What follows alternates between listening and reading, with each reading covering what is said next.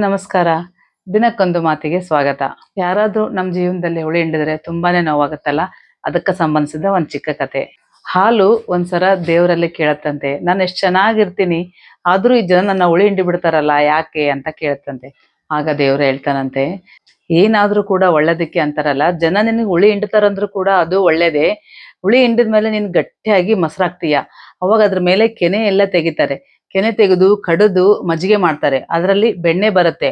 ಬೆಣ್ಣೆನ ಕಾಯಿಸಿ ಕುದಿಸಿ ತುಪ್ಪ ತೆಗಿತಾರೆ. ಆ ತುಪ್ಪದ ದೀಪ ನೀನ್ ನನಗಾಗಿ ಉರಿತೀಯಲ್ಲ, ಹಾಗೆ ನೀನು ಹಾಲಿದ್ದಾಗ ಒಂದು ದಿನ ನಿನ್ನ ಆಯುಷ್ ಇರುತ್ತೆ, ಎರಡನೇ ದಿನಕ್ಕೆ ನೀನ್ ಕೆಟ್ಟೋಗ್ಬಿಡ್ತೀಯ.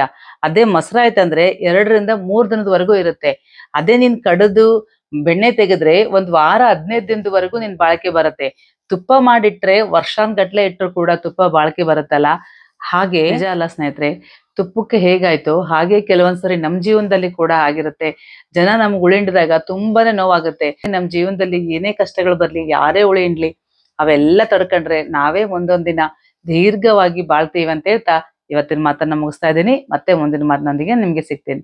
ಅಲ್ಲಿವರೆಗೂ ನಮಸ್ಕಾರ.